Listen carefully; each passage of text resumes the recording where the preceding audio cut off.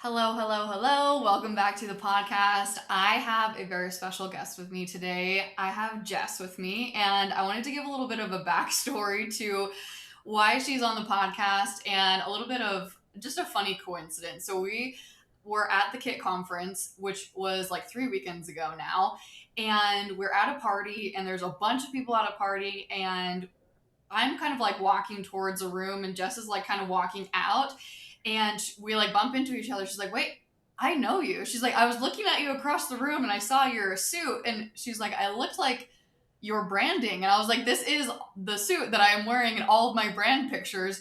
And as I started like talking to her, I was like, "Wait a second, I know you." I was like, "In your brand photos, you're wearing like green," and she's like, "Yeah."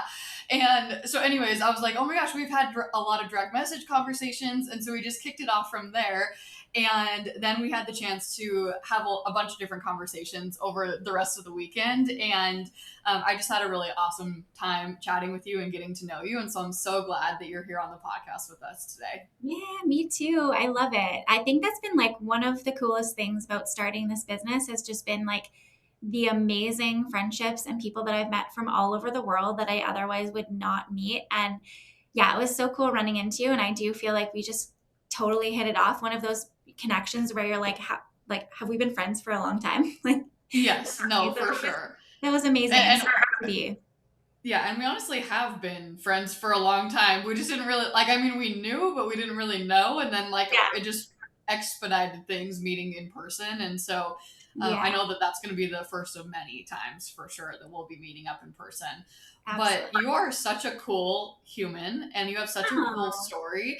I would love for you to tell us a little bit more about how you got started in the digital space. Where were you? What were you struggling with? What were your pain points? And how did you end up starting your business? Absolutely. I would love to tell you all of that. And you have the coolest story too. So, like, same. Um, so, I have been doing my business now for about 5.5, 6 years, which is wild to me.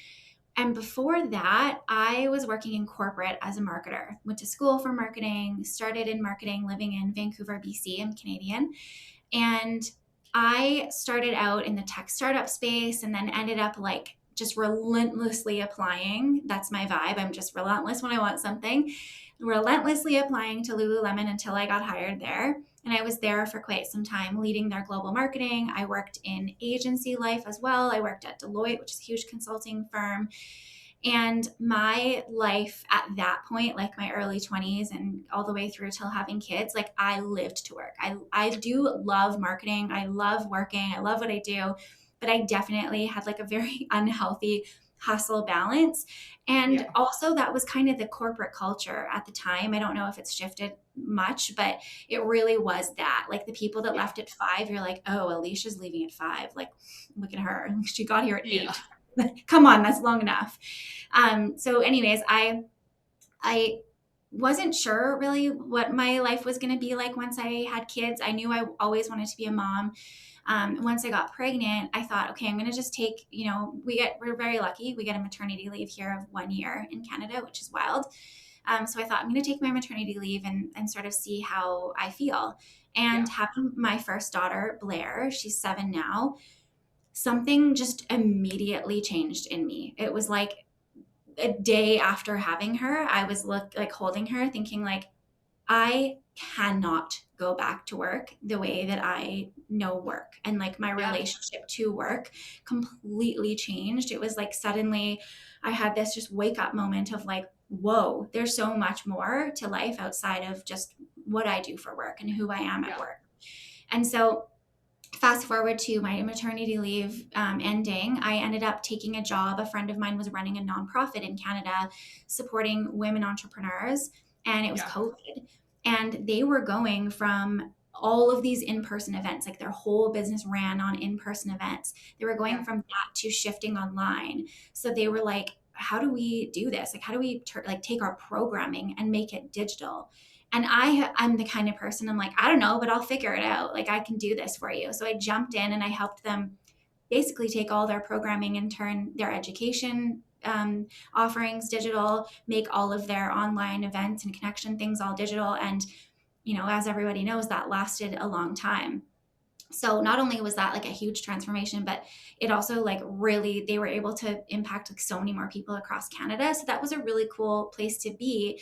And what was even better about that and what worked really well for me was my friend was a mom as well.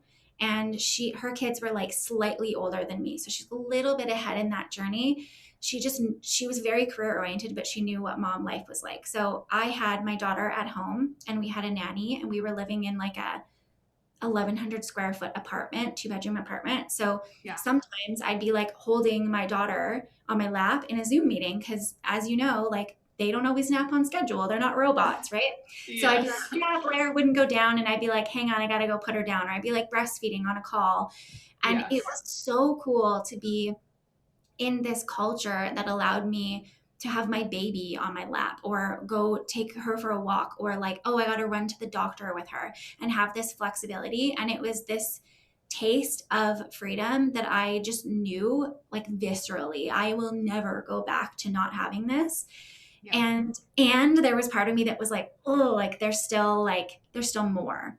I think I'd always had this entrepreneurial itch. I had always had this knowing that I was going to do my own thing. I used to say, I just didn't know what it was. And I could feel it kind of like starting to happen again. I just not really like the kind of personality I feel like that can be in a corporate culture where it's like, this is your box and like, this is your job. And as flexible as it was, I started to kind of have that itch. And then my daughter turned 1 and I got pregnant again, which was unexpected. I got my first pregnancy took a long time. So we were trying, but we were like, this will take forever. And then it was like, Yeah. boom, pregnant. So lucky, unexpected. And that shifted something for me too. Like, I think I knew almost right away when I got pregnant with her that I was going to start my own business, but it took me a really long time to admit it to myself. I kept sort of trying to talk myself out of it and be like, you're going to have a like Blair won't even be 2 and you're going to have a newborn and you're going to start your own business. Like what? Like I just tried to logic my way out of why that was such a bad idea. And I couldn't. It was probably like 3 weeks before I had Ella that I started building my website and I was like, well, I guess I'm doing this. So I had her and then I started my business and I honestly had no idea what I was doing and I was scared. But I also I don't know if you remember this feeling, like I had this sort of naive air about me as well because I just didn't know what I didn't know, which was a good thing. Oh, And yeah. I think for me, it was like, okay, I've had this freedom. What would it be like to have even more freedom and flexibility so that I can go pick my kids up and do all of their activities with them and like have time for me and work on also the work that I wanted to do. Like I was starting to get to a point in my career where there was a lot about the roles I held that I liked and a lot that I didn't like. Yeah. And then often, when you're working in a corporation or a company, you don't always have say over what you get assigned to do. And so I was craving like a lot more autonomy in the actual work that I did. And I would have fantasized to myself, like, what would it look like to have control over who I worked with and what I did and my time? And like, how cool would that be? And I remember leaving and thinking like, I think I'm just like walking away from ever making great money, which I'm okay with. Like I'm going to trade that sort of corporate ladder, like go be the CMO of Lululemon. Like I'm going to trade that climb for this because this feels really worth it to me. And I remember thinking like my long-term goal is just to replace my salary. Like if I could do that, that would be amazing. And it's so funny looking back at that now because I had no idea. Like the story's longer, but like fast forward, I stumbled into fractional CMO work and I like 5x'd my salary. Like I was making 6 figures in the first 6 months and I made $1 million a year like in my last fiscal. And I like used to not share my numbers because sometimes I just feel like it's a bit ick. But the reason I do now is not to be like gross bro marketer braggy, but because I truly had no idea what was possible. And the only reason that I started charging what I charge now and I have ever gotten to where I am is because I saw it. And it was this like fuel of, okay, if her, then me, like, why not me? And Yeah. so, yeah, that's my long-winded story of like how I've gotten to where I am now. No, I love that. And I totally, you're like a little bit of naiveness. And I was like, I call that my beginner energy. And I love that because it's so true when you start something and you're like, I have no idea what I'm doing. And I know that there's like not very many people that are watching me, and I'm just gonna like send it.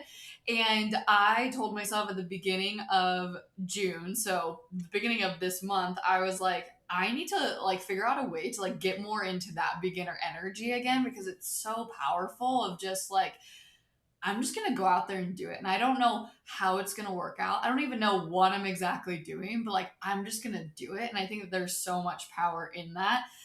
As I was listening to your story, though, you mentioned a few different times that you had a nanny and you're managing a business and running that and all the different tasks that come with running a business also with kids. I would just love to hear a little bit about the evolution of that. When you had two Oh, kids that were under two, like how were you running your business? Did you have a nanny at that time? At what point in your journey did you hire a nanny? And what does it look like now as you're running your business now today yeah. and getting work done with kids? Because I know we were kind of talking about this before we hit record, and I just think it's such an interesting thing to hear about other moms running businesses and how they're working and managing their schedules. Yes. I love that you asked this because I think that when you don't know, it's so easy to make assumptions and then like Yeah. shame yourself for not for being wrong or like not being able to like quote unquote do it all. Yeah. And the evolution for me, so when I started this and I was in a little bit of denial of like, I'm going to start it. No, I'm not. Meanwhile, I'm building my website. The Yeah. first 6 months really looked like me just working while my daughter was napping. So Okay. at that point in time, I wasn't doing fractional CMO work. I was really like dabbling. It was like whoever I met, whoever came into my life, whatever they needed, I would do. So I did some branding projects. I was Yeah. managing social media and email for somebody. I did a couple websites. I did marketing strategy. I did a whole bunch of Yeah. stuff. But all of the projects that I did and agreed to, everybody knew I was on maternity leave. I have a newborn. And I didn't have meetings, and if I did, it was like my baby might be here, and Yeah. so it was very much like loose timelines and a really slow pace that just Yeah. allowed me to figure out like my whole goal of that first 6 months was just let's take the pressure off of making a decision. Like I've always been the kind of person that's like, what's the plan? Like what's the I can't like see the plan. What's the plan? And I Yeah. finally gave myself permission to like be okay with not knowing that and Yeah. almost like felt like I had like a blindfold on and I was doing kind of one step at a time and like, oh, okay, that wasn't right. Let's try this way. And Yes. so that first bit was like very low pressure, not a lot of work. Then by about the maybe like month 7, 8, I had started to figure out, okay, I want to do fractional CMO work. This is, what I'm going to do. I'm going to really start to build this up. And what I love about this model is you actually don't need a lot of clients and it's quite light on meetings and you're not trading time for money. So there's a lot of boxes it was ticking for me. Yeah. And so I started to kind of put things in place to get myself ready to do that. And I honestly didn't have a plan at that time. My older daughter was in daycare because we had gotten her a spot when I had my actual like job and got pregnant and stuff. So we kept her in daycare. Um, and I would drop her off in the morning, come back and be with Ella for a little bit. And then we actually had this, a lot of times this has happened in my career business building life where like an opportunity or someone just falls into my lap. My husband's sort of right hand at his job, her daughter was looking for work. And I was like, well, she was like 22. I'm like, I could definitely use your help for, a few hours per week helping with my daughter so I can get a little more done than like just her nap time. So that Yeah. started out very part-time. And then I had her increase. I think I had her probably 3 or 4 shorter days, like 6-hour days or so, 5-hour days a week until Ella was about 13 or 14 months. And then Ella got a daycare spot where my other daughter was. So then we put her in there. Yeah. And like it was full time, but I didn't have them in there full time. But it was nice because it really gave me at that point, like I had scaled. I had 3 or 4 clients at that point in time and was making like multi 6 figures and was was working about like 25, 30 hours a week then. So it was Yeah. nice, and it ebbed and flowed, but it was nice to have them in care, but then be able to kind of pull them if I had a light day or a light couple of weeks, and just the flexibility of that. So fast forward to now, they've stayed in that school. Like they've been at that, it's a Montessori, like daycare, preschool, and elementary school. So they've been there the whole time. And now my youngest is going to be in kindergarten, which is so wild. But it's kind of the same schedule. Like we can drop Yeah. them off whenever in the morning and pick them up whenever. And so it's just worked really nicely for me as my client work has ebbed and flowed. But I am really kind of following that same schedule of like 25, 30 hours a week. One thing I will say that I haven't really talked about this, and not for any reason, but about 3, 4, actually no, it was right after this nanny situation, the first one that we had. We ended up hiring a house manager as well. And Mm. so my business was doing really, really well. And we were like, okay, the stuff we're having a hard time keeping up with is the house stuff. Like when the kids get home, we would love to be in our pool in the summer, or just like hanging out, making Yeah. food together, or like doing whatever. Like we don't want, who wants to be doing laundry or Yeah. unloading the dishwasher or whatever. So hired a house manager to help out with all of that stuff a few times a week. So she comes in and helps with like literally anything life that I can or want to delegate. So, like maybe meal prepping, like dishwasher, laundry, errands, like just whatever is on my to-do list that I can offload. Sign my kids up for swimming, like just things like that. So that has been Yeah. incredibly helpful. And I should talk about that more because I really like, I think that anyone who is juggling a business and kids and life stuff, that is a lot. Like I still feel like it's a lot, and I am very supported. Yeah, no, for sure. I love that. And I just think everyone is so different in the way that they are being supported, but I think a lot of times, especially as women, and I don't know why we don't talk about this, but we don't talk about it. We don't talk about like we're like, "Oh yeah, like I'm running like a multi six figure business and seven figure business and I have kids and I have this full life." And I'm like, "Yes, you do have all of that." But let's also pull back the curtain on like how that's actually possible. And it's Yeah. because you're being supported. And everyone's version of being supported is different. Like for me, I order my groceries every week. So I don't go grocery Oh yeah. shopping. Like Same. I have a house cleaner. My husband is a full-time dad. Like and everyone is so different in the way that, they're able to get things done, and it doesn't make you any less of a good mom. It doesn't make you any less of a good business owner. That's how you're able, like, when people are like, I get to do it all. And I'm like, yes, I get to do it all, but I don't have to do it all alone. And so I No, love the transparency behind that. totally, totally. I think I would go crazy if I was trying to do it all. Like it's way too much. And you mentioned something that I want to bring up too. Like when like the mom guilt side of things. Like when I Yeah. started this business, I did have this moment of, my kids, and my husband and I had always talked about like, oh, maybe you can be a stay-at-home mom, or like work like super part-time from home. And so Yeah. the decision for me to get care for my kids was a really hard one for our whole family. Like it took him quite a while to like wrap his mind around that and adjust to that change. And it Yeah. took me years of like shaming myself and making myself wrong, being like, if I can stay home with my kids and I'm choosing not to, like, does that make me a bad mom? Yeah. And that was really hard to accept, that like, no, I'm a great mom, and I'm a better mom when I'm fulfilled, when I'm creatively fulfilled. And I'm like, Yes. this for me, work has not felt like work since I Yeah. started this business, and I truly love it. And I love being a mom. I love being able to go pick up my kids or keep them home if I want to some days. And yeah, it took me a lot of years to be okay with that and not shame myself for that choice.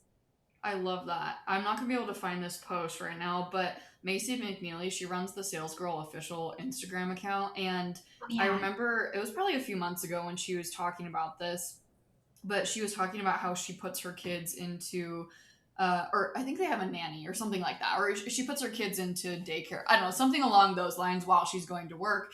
And I loved, and again, I'm totally going to slaughter what she said, but basically it was along the lines of, she believes that God has put these individuals like her nanny in her life to be able to, care for her kids in a way that she is like, not to say that she's not a good mom, but like in a way, like to love them in a way and to care for them in a way that maybe she wouldn't be able to. Like Oh, almost like, because each of us as individuals, like I think about even just like the way that my husband parents versus the way that I parent, like we give our children something different, and I think that that's such a cool thing that you're able to give your kids, like having a nanny or having childcare or like whatever. It's like if you have someone who's coming in, like it's actually a blessing. And I thought that it was such an interesting perspective, yeah. just the way that she put that I had just never heard before, of like, no, actually this person was put into our lives to be able to help our kids, and to bless their lives in a specific way. And I Yeah. was just like, oh, that's such a cool way to put it. So I just wanted to Yeah. share that. But again, Actually, she said it I way better than I did. no, I have to look for that. I love that because I could not agree more.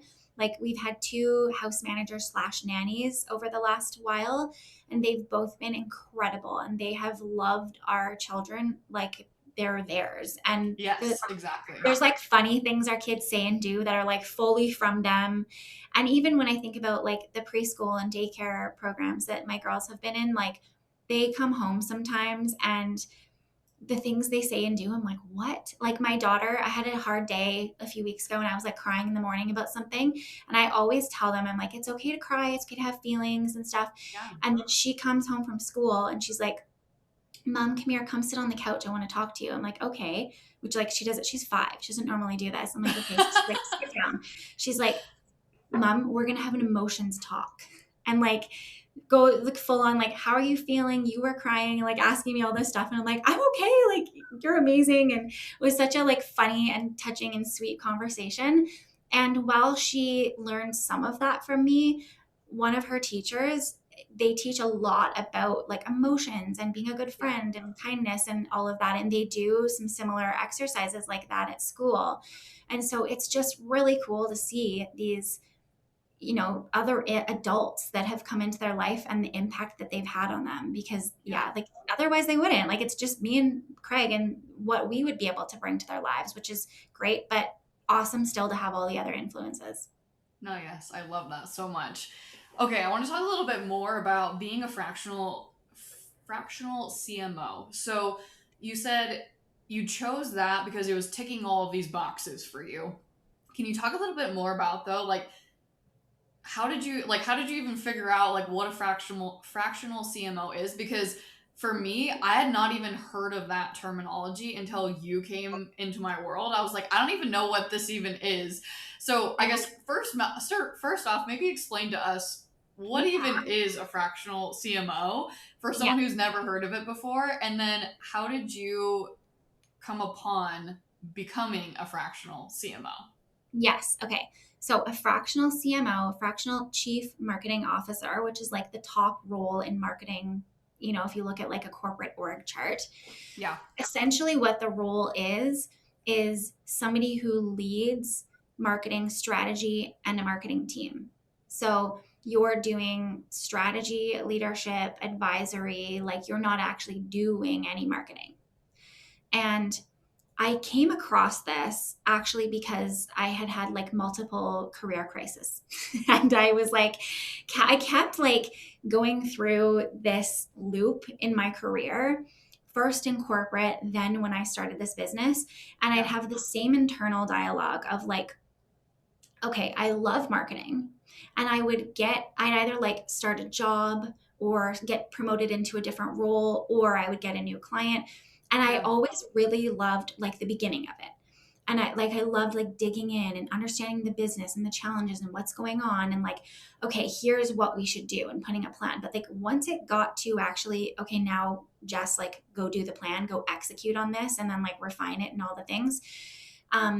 Then I started to just feel like really disengaged and I would experience a lot of like frustration, which I know now a little bit more about my human design. That's like misalignment for me. Yeah. And so I kept having this question in my head, like, do I even like marketing? Like maybe I hate marketing. Like maybe it's Yeah. marketing. Maybe I'm like totally doing the wrong thing. So Yeah. I tried project management in marketing for a while, definitely didn't like that. I'm really good at it, but I did not like that. Yeah. Completely draining. Like I felt like I was babysitting adults all the time, which is like Yeah. the job. Some people love that, but not for me. Yeah. Then when I started this, I just, I had this thought like, okay, maybe it's like because I haven't been doing my own thing. I haven't been my own boss. Like maybe that's Yeah. it. Then I started this. And when I had that experimental phase, the same thing would happen. And I was just like, I kept having this crisis in my head almost of like, okay, when I sat down and I kind of wrote out like, what do I love and what do I not love? The realization I had was that I really love doing strategy. I love helping solve problems. I like leading teams and giving feedback, but I don't actually like doing any of the marketing. So I had this moment where I was talking to my husband and friends and being like, you guys, this is really bad. Like, I like marketing a lot. I love it. Like, I know this is the right thing, but I only like to do these things. I don't actually Yeah. want to do it. Like, I don't think anyone's going to pay me for this. Like, what am I going to do? Like, no one's going to pay me to just like tell them what to do and not do it. Yeah. And then I somehow came across the term fractional CMO. I had been ideating on like, what if I'm like a part-time marketing manager? Like, is this a thing? Like, I kind of had like the idea in my head, and I somehow Yeah. found it in like a Googling web search. I don't even think AI was around like 6 years ago. So Yeah. somehow came across the term and then like did a deep dive. And the more I learned about it, I was like, this is exactly it. This is like exactly what I've been saying I like. And like, it's a thing. I actually can do this. Yeah. So that's how I found it and how I got into it. And it was really like I had no idea what I was doing. I had never been a CMO. All of my roles before were a hybrid of strategy and execution. So Yeah. it was very much this thing that I like stumbled my way through with the first couple of years. And it was a lot of like painful lessons. But now I've got some great processes. Like I love the work I do with clients, and I've really refined like how I work so that not only is it a great experience for clients, but I'm also not like over delivering, crossing my own boundaries and things like that. There's a lot of like lessons that I needed to learn at the beginning. Yeah. Who would you say is a good fit for being a fractional CMO? I don't know why that word is so hard for me to say. Like in terms of like experience, background, who would you say is a good fit for that role? It's a great question because it's kind of a broad answer. Um, I have a program called Fractional CMO School where I train other marketers to do this work, and I've had a lot of different people come through it.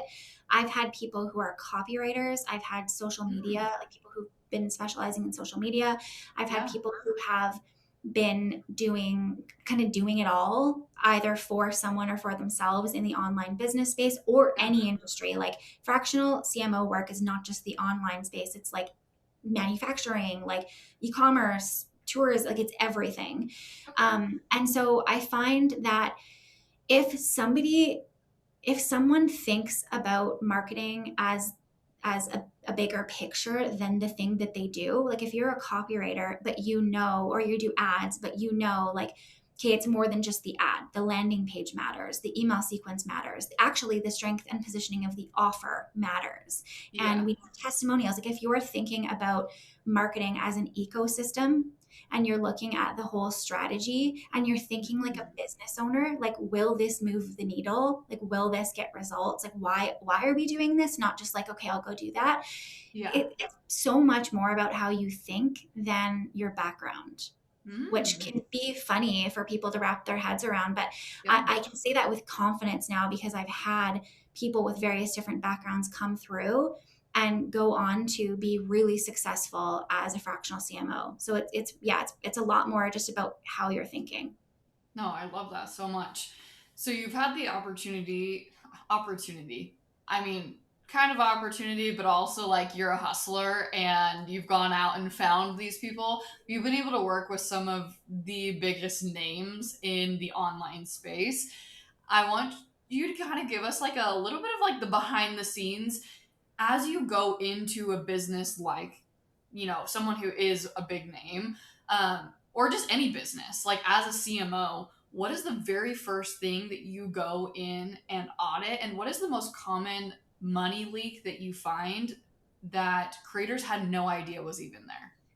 Yeah, I'm going to answer that. But before I do, I want to say something because I, so I've worked with like Jenna Kutcher, Lori Harder, some you mentioned big names. And I've also gotten on conversations with people that I have like no business talking to, like Mel Robbins and things like that. And I'm only bringing that up because I want people to know I didn't know anyone in this industry. I had no connections. I actually didn't even know who Jenna Kutcher was like a week before I talked to her. Like my friend was more in this space than me. And I had never worked in this space. I'd never worked in the online space whatsoever. Like my only experience with digital education was what I told you before, where I had helped that the nonprofit Nonprofit. go Yeah. digital. So I had never launched. I didn't know about funnels. Like in this context anyways, there's obviously Yeah. e-commerce and things like that. But I say this because I don't want people to assume that I had this background or I was connected or I knew. Like I'm a hustler and I'm relentless when I want something, and I just didn't give up and I worked my Yeah. ass off. And so I say this because anyone can do this. Like if you want to get into a certain industry, if you want to work with a certain person, you want to build something, like you can do it. You just need to like hustle and put the time in and like not give up. So anyways, I wanted to note that before I jump into the answer. No, I love that. Thank you for that. And that's why I was like, I don't want to say opportunity because I know that, I mean, part opportunity, but really like you created the opportunity. So Thank that's, you. I guess, the better way that I would have positioned that. Totally, totally. Okay, so you said like the common things I see in terms of like time and money leaks and stuff. Yeah, like what is the very first thing that you would audit? Like if you're coming into my business as a CMO, like what is the very first thing that you're going to look at? Yeah, I have a really comprehensive strategy process. And funny, I'm actually redoing my training for this. So I had right before we hopped on, I was like moving all of my huge post-it note white paper things where I was mapping out I like love that. how I'm going to better teach this. Yeah. And I come in and I audit your entire marketing ecosystem and business. And so I'm a firm believer of like, we should never be taking business advice from someone on like a call where they don't know anything about our business. And I don't believe somebody should be looking even at one area of your business, like a funnel, let's say, and giving Yeah. advice because they have blinders on. Like they don't, there's a lot that they probably don't know.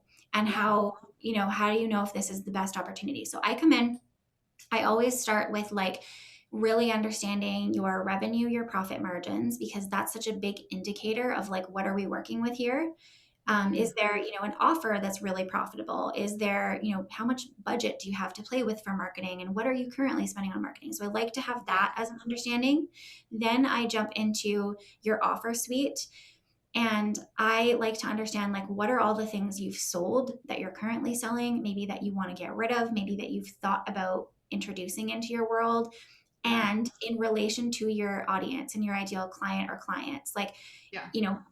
really looking at that. Is there a match between what you're selling and what they want and the Yeah. positioning of that? Or, is there anything that can be changed? And I will say almost with every, no, I would say confidently with every single client, there's quite a bit of work to be done with their offer ladder. So there's either way too many things or there's not enough. There's like maybe something missing in the middle, or they aren't Yeah. doing a great job with like the, lower offers to kind of ladder somebody up. Yeah. And then almost every single time there's a positioning challenges. So I'll come in and I find a lot of the times people are too close to their own offers. So Yeah. they are completely underselling some features that people really care about and could get excited about, or they just like don't really see how amazing their offers are. And it's cool because I've gotten to work behind the scenes of all of these businesses and being able to see like how they're pricing, what's actually in the offers. And I can come into a company now and be like, no, this is incredible. Your results are incredible. You can double your prices or whatever. So there's often Yeah. a lot of work around the offer ladder, positioning and pricing.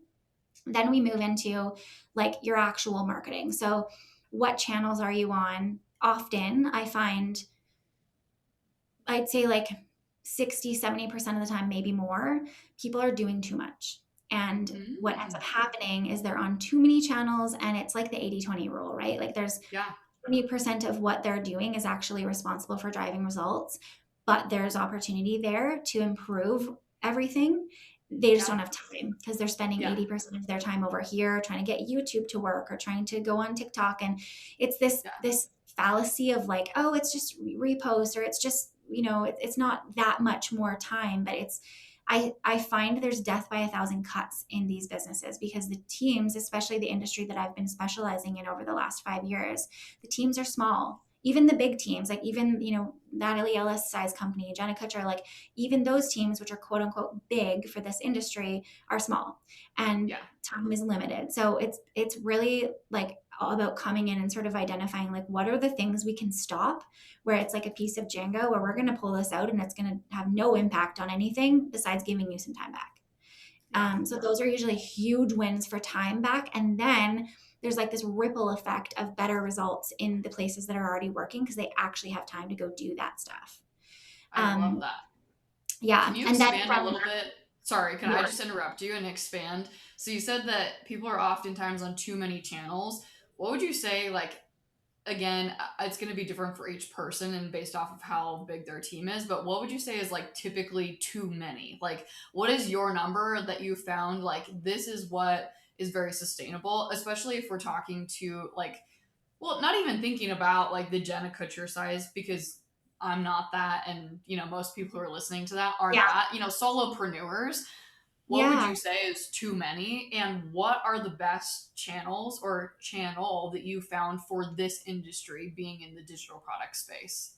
yeah, that's a great question. I would say I usually see like email isn't always, we always want to have email, but if, Yeah. like, if we're just talking about social, I would say two is usually like a safe number for most people, but I do think it depends on, I always base that decision on what's your offer and your audience. Mm. Because I'll give you an example. There's a solopreneur that I worked with last year who he has a training program and coaching program for Tableau, which is this visualization tool for data analysts. Okay. And yeah, he's a cool, really cool Very guy, niche. and very, very niche, but like doing amazing. But I came into his business and he was on LinkedIn, he was on YouTube, and he was on Instagram. Yeah. And his audience is not on Instagram. Like data analysts, like maybe some of them, but they're not engaging. Like it just was not a worthwhile channel. Yeah. And while he was just reposting there, it was still distracting and taking away time. So Yeah. we removed that channel. YouTube, now they were on, but he did not have time to do YouTube well. So he was spending like, I want to say, 5+ hours a week on YouTube stuff, but it wasn't enough to move the needle. So it was Yeah. kind of one of those things where it's like, okay, this channel actually is the right fit for you, but like what you're doing now isn't moving any needles besides taking time away from you, and you don't have capacity to do what needs to be done to do this well. So let's remove that, and then you take that time and you can do something else with that time. So we did that. We removed YouTube and Instagram and Hmm. redirected his time into LinkedIn and an evergreen strategy, and then also improving his like ongoing marketing funnels. And Yeah. he hit his revenue from the previous year by 5 months into that year. So, like, the Wow. ripple effect of just knowing where to focus your time and energy. So, yeah, it's hard because I can't give you a direct answer, but I do Oh always yeah. base it on things like that. Like, what is this taking and what is it doing for your business, and how do you make those decisions? I love that. And what is the specific like? What are the metrics that you're looking at on the back end? So obviously, how many hours that the time is taking to be on that social media platform, and then how are you tracking like revenue? How are you tracking like where? What is the tracking side of things to determine like, oh well, this social media platform is performing better than this social media platform? Totally. I would say it's really different business to business because I would say most, especially if you're a solopreneur, most solopreneurs will not have robust tracking. Like to do Yeah. robust tracking, it's like you need a whole UTM strategy. You probably need dashboards. Maybe you might even have something like Hyros for attribution and really Yeah. looking at customer journey, but that gets expensive and it's a lot of extra work and it's just not necessary sometimes. So with a smaller business, we're really looking at things like it's I'm kind of looking at a few ingredients, but I will look at like, is this growing your email list? Because that's super important for driving revenue for most businesses. So Yeah. are people converting from your audience here to email? That feels like a really important number. Then Yeah. kind of secondary, I'm looking at is this audience even growing? Are they engaging? Like what's the trend? Is it dying? Is it growing? Like looking at sort of the health of that channel. Yeah. Time, of course, you mentioned. And then if we can attribute revenue, I always do. Like that's so important, but it I would say Yeah. it's really different depending on what the client is selling, how they're selling it. Like if they're selling it through a many chat or Thrivecart funnel, sometimes that's easier to track than, you know, Yeah. if there's a whole like e-commerce journey or like a webinar. Like it's really different, but I do as much as we can, I try to look at revenue and see like where are people actually coming from. What would you say to someone who's like, okay, but all I've ever heard is to not throw all of my eggs into like one social media basket? What is your thought process there? Like the example that you gave where you told him to go, all basically all in on LinkedIn, and then of course I'm sure he had an email strategy. Yeah, What is the thought process there around like what if something happens to his LinkedIn and what if that tanks? Like what totally. would you say Totally. there? Yeah, I think that for for his is maybe a special case. Like I think that for a lot of entrepreneurs in the online business space, I would I'd probably do two channels because I think if I always think if your primary channel, you're creating your content for that, then you're repurposing. There's nothing wrong with that as long as it's taking a little bit of time and your audience is there. Like you want to make sure your audience is there. Yeah. Um, so as long as it's not taking away too much time, I'm a big believer of that because you're right, like things can change. Or what was it last year? Like TikTok was almost shut down in the US, like things Yeah. like that. And you just never really know. Yeah. So there is, I think for sure, advantage in diversifying. And most clients, I will say, are on like two on average channels, maybe three. But I also think that there's just so much to be said about like focusing on email. I think a lot of people are very focused on growing their following and engagement, but they're not focused enough on like pulling those people off into an email list. So that's usually what I am a huge advocate for. I feel like that ties into the next question that I had written down, but maybe you have something you want to expand on, so I'll still read it. My question was for moms who are doing like $3,000 to $5,000 a month and they're limited on hours. They don't really have a funnel.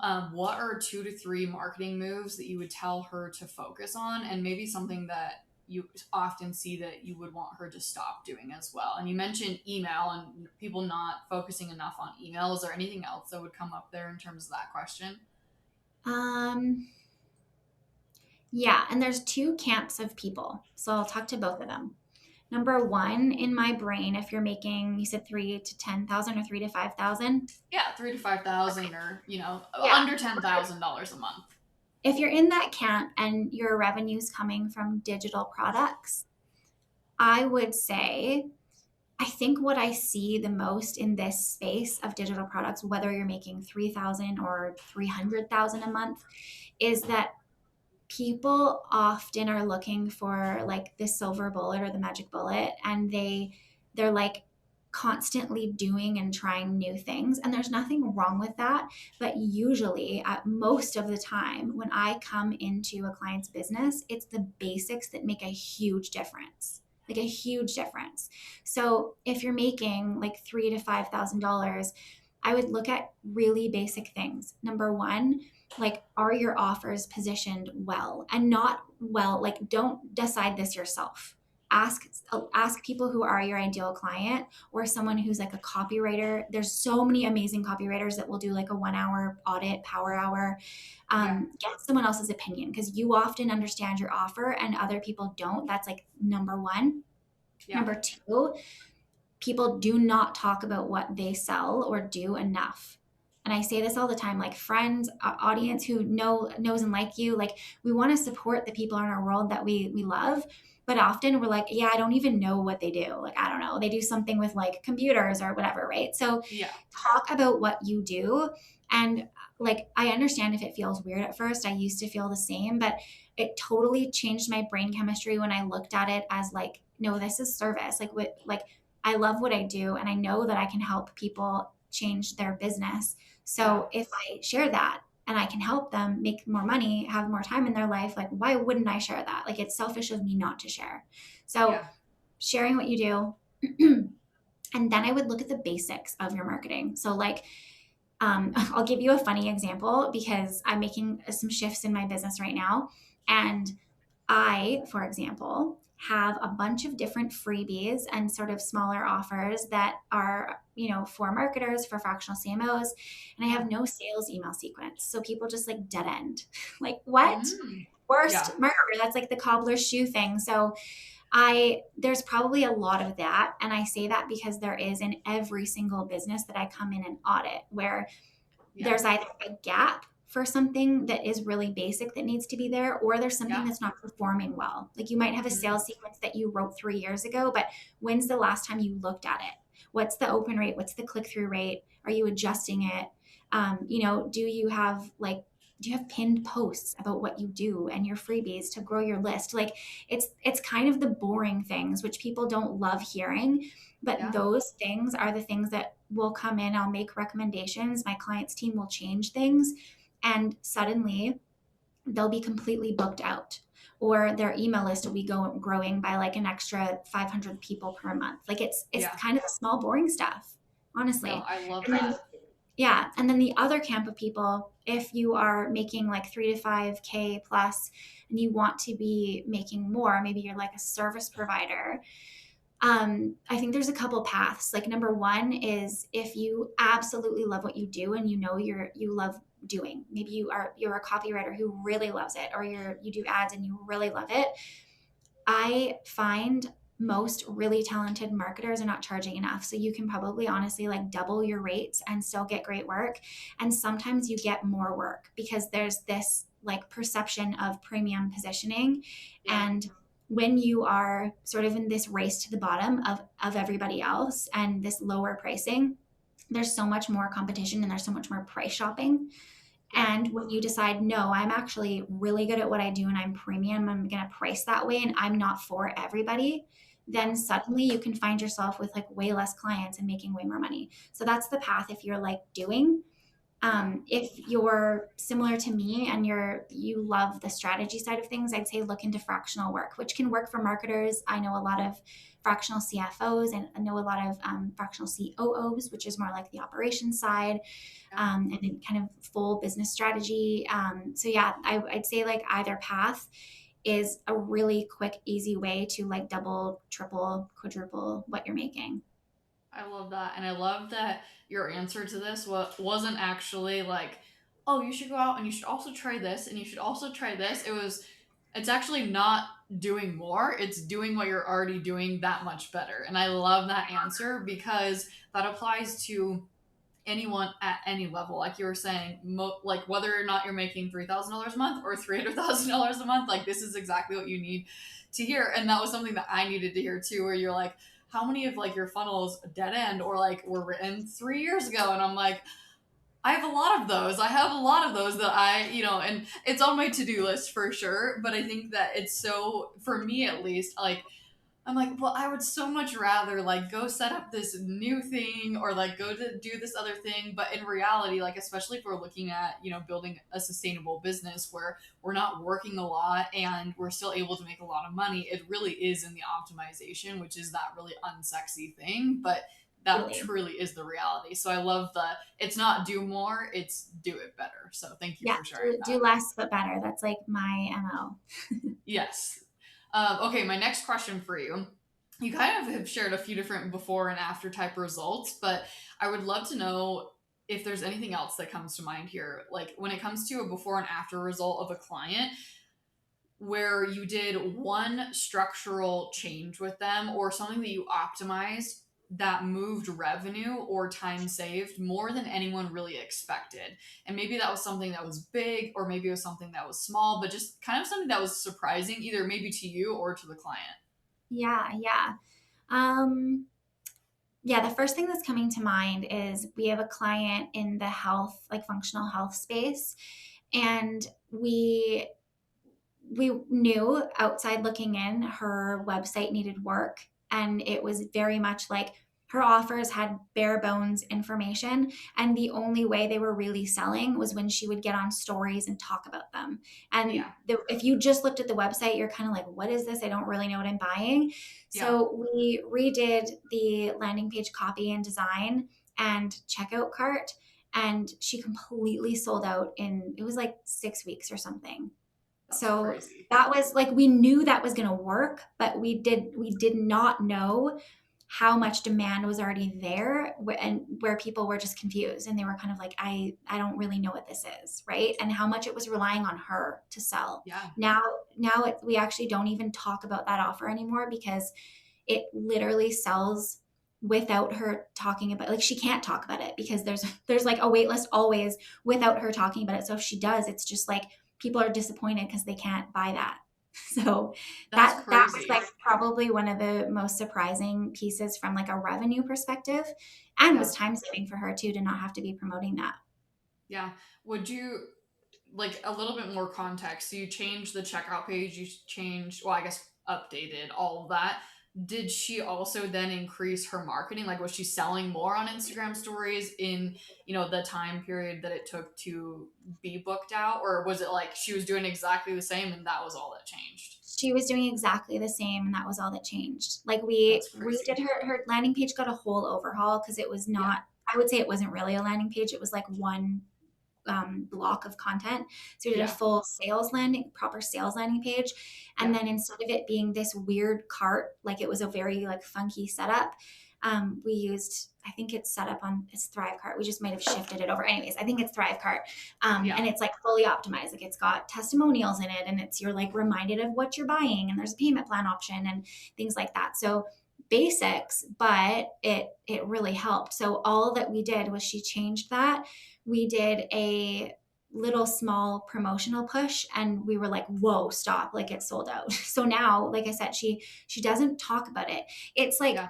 connected to her health journey. So in a roundabout way, people are always kind of like, oh, how can I work with you? So there's a lot of demand, but she talks about Yeah. that particular offering way less now, just because it's always full. And that was the Yeah. only shift. And that was probably like 6 months ago now, and it's still completely full and That's giant wait crazy. list. That's Yeah. crazy. I love it. So small, Yeah. simple things. I love it. Small, simple. Okay. Yeah. Yeah. The next question that I have for you, really want to get like tactical here, like action item, almost like a piece of homework from this episode. So someone who's listening, if they are on a nap time break, like you were when you were, building your business at the very beginning, and they can only do one thing this week to make their marketing work harder for them without adding in a bunch of hours or a bunch of tasks to their plate, what would you suggest doing? Ooh, that's a really good question. I would, I would sit down with a notebook or a journal, and I would ask yourself two questions. Number one would be, what is my goal? And not goals, but like, what's my goal? And it needs to be something like a short-ish term goal and very tangible. So like, I want to sell 5 people into my program this month, for example. Okay. Or I want one client at 5K per month. Or I want to sell, 100 of my like little course or whatever, something small, like a smaller ticket offer, right? Yeah. Get really clear on that goal is number one. And then number two is, I want you to like completely clear your head of all the things you think you should do, and all the like, this funnel, that funnel, this Claude skill, like, get it completely clear, and sit down and brainstorm what is the fastest path to my goal. Because I think what happens a lot of the times is we overcomplicate things, and we're like, oh, I need to build out this funnel, or I'm going to do this webinar launch, or I'm going to do ads and I'm going to do this like stacked funnel thing. And like, we just, there's so much consuming of strategic advice online and like looking at what other people are doing. And often when we're in a place of like, especially if you're just starting, like I often say this to students who are in my program and wanting to get their first client, when you're just starting or you have a kind of like a beginner goal, Yeah. usually the fastest path is something kind of unconventional or more direct. Like I'll give you an example. So for me, when I started, I got clients just by spending all day doing cold outreach, just cold outreach. And it's like, sounds like a slog, and it kind of is, but I got excited about who I was reaching out to. And I knew it was short term because in this business, you only really, well, I got one client at 15K. Like that changed my life. Like I'm Canadian, so that's almost $20,000 a month for me. That was Yeah. like significantly more than I was making at my job. And that was one client, like part time work for me. So for me to like, I could have posted on Instagram and like hoped for someone to find me. I could have done ads. I could have like worked on SEO. Like there's a lot of things I could have done. And yeah, it sounds kind of boring to do outreach, but like I ask myself that question all the time. Like, what's the fastest path for me to hit my goal? And I'm not saying it has to be outreach. Like it's not going to be the same for everybody, but Yeah. like not the sexy thing, not the fun thing, not the newest like thing you're seeing online, but what's the fastest, quickest way to get there? Because it's usually pretty simple. I love that so much. And that reminds me of the question that you texted me for the post that you're going to post about the different ideas of like, if you had to start from scratch and you had to build a business to $50,000 a month fast, like how would you do that? And my immediate like gut response, like the first thing that came to my head was not at all what I expected it to be, but it was such an interesting question though, and it made me think about it made me think in a different way that I had just never even asked myself before. And I think that question that you just asked is the same thing that it just did to my brain, where it made me think in a different way.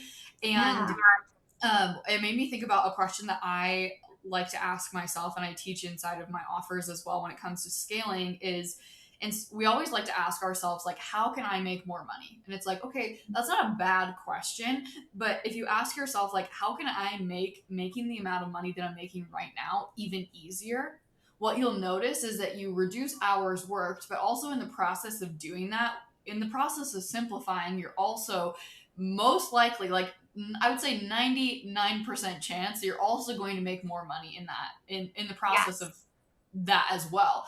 And so I think that it's the question, and I just absolutely loved that question. Yeah, yeah, I'm glad you do. Like, and I love yours too because I think it's so easy to answer that question and be like, well, that's more of what I'm doing. Like, and eventually you hit a wall and you're only Yeah. one person. You only have so many hours.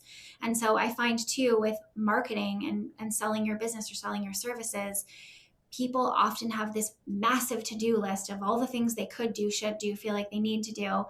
And they'll just kind of get overwhelmed and like jump in and start with this or start with that. And they're playing like whack-a-mole with their to-do Yeah. list and not really getting anywhere. And I think if you're thinking in terms of leverage, like what's the most leveraged thing I could do, then you get to kind of leapfrog that. And then you get to ask that again. And that answer is different. Like for me, once I got that client, it was like, well, now I like my situation had changed. Like I didn't have as much time to be spending doing outreach and I didn't love it. I didn't really want to do it. Yeah. And it was kind of one of those things where it was like, okay, what my goal changed. It was no longer like I need, that first question. Like it wasn't like I need a client. I would like more, but like what's the Yeah. number one goal for me right now?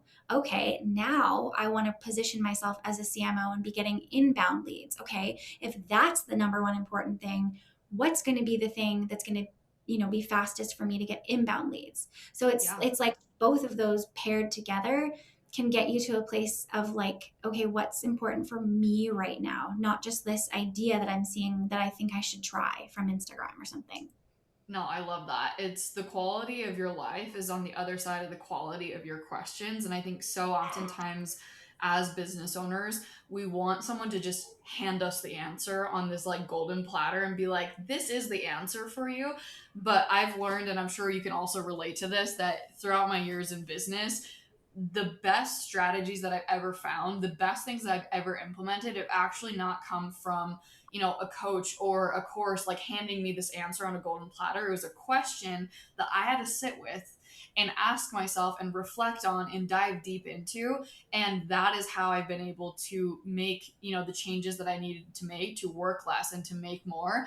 And it's it's not even that hard. Like, it's not like, oh Yeah. my gosh, like you have to sit for 5 hours and meditate and then like hope that this, answer is like revealed from the sky. But it does take work. Like you do actually have to sit for a few minutes and think about the answer to that question, but you are going to grow leaps and bounds, and you're going to have so much clarity when you take the time to sit down to do that, versus like if Jess was just to like hand you an answer and you go out and do it, like there's going to be misalignment there. It might work for one person, it might not work for, like, there's just so much nuance to that. And so I think that, again, the questions that you've asked, simple but also life changing at the same time, and Yeah. business changing. Yeah, totally, totally. I love that. Okay, last question for you. Where can people find you if they want to be in your world, if they want to hear more about Jess, if they want to be BFFs with Jess? Where can they find you? And also, what offers do you have for people? Yeah, I love it. All right, so right now this year, I'm very focused on fractional CMO school, which is, I mentioned earlier, my training program for marketers or fractional CMOs who want to either step into being a fractional CMO or do it better. There's a lot of like, oh my God, I didn't think it'd be like this. So if that's you and you want to learn more about that, you can find me on Instagram. There's lots of information there, or on my website, fractional-cmo-school.com. And if you want to connect with me, I'm on Instagram, marketing.by.jess. That's my most consistent channel. You can also find me on Threads, LinkedIn, TikTok, but I'm like very on or off there. Instagram's probably the best. I'm always in my DMs. It's me. I don't have anyone in my DMs. There's not like a bot replying or anything. So I'm there if you've got questions or you just want to connect. I love the community side of this business and just connecting with other entrepreneurs. So my DMs are always open. You're amazing. Thank you so much for your time and sharing your wisdom with us. Thanks for having me.